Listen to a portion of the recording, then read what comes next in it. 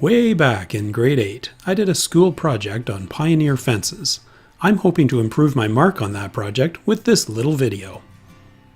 Back in the 1800s, when huge areas of Ontario were being cleared for farming, the pioneers built fences to contain livestock and to designate the boundaries of fields for different crops.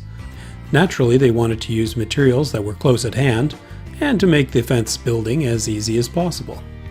So they came up with 4 styles: rock fences, post and rail fences, tripod fences, and my personal favorite, the Zig Zag Fence.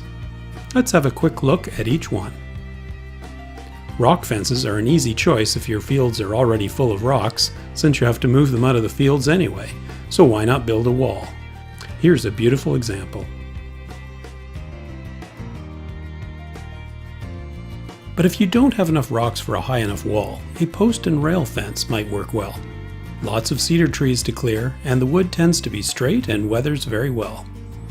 If the ground is soft enough to dig post holes, or you've already got some rocks to support the posts, a post and rail fence is fast and easy.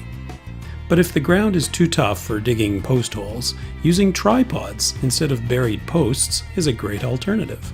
Here's a lovely example. Now, if you've got lots of cedar rails available, and you're not too worried about losing a bit of usable field around the boundary, a zigzag fence is a wonderful choice.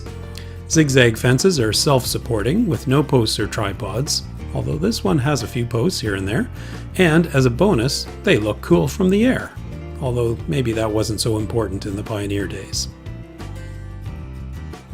There we have it, the 4 main styles of pioneer fences, all of which are still reasonable choices today.